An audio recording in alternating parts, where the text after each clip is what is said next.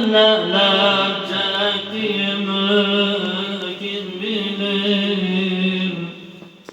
Ben yeni közlenmiş yavrumun yeriyim. Benim neler çektiğimi kim bilir? El gözünde bensiz gamsız biriyim. Benim neler çektiğimi kim bilir? Ben yeni gözlenmiş yalnız yeriyim. Benim neler çektiğimi kim bilir?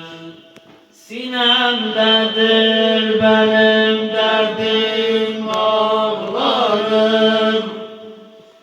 Ben yaramı gizli sarar ağlarım. Ben gündüzler güler gece ağlarım. Benim neler çektiğimi kim bilir?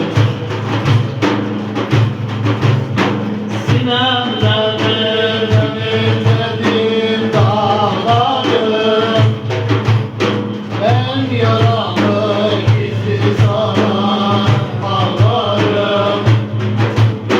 Ben gündüzler güler gece ağlarım. Neler çektiğimi kim bilir?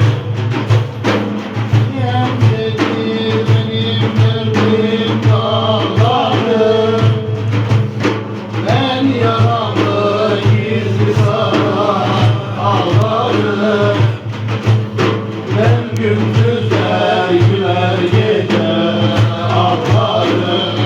Ben neler çektiğimi kim bilir? Ben kimine yazım kimine kışım. Arife doluyum cahile kuşum. Ben kulsuz kanatsız bedensizim başım. Benim neler çektiğimi kim bilir? Sinemdedir benim derdim ağlarım. Ben yaramı gizli sarar ağlarım. Ben gündüzler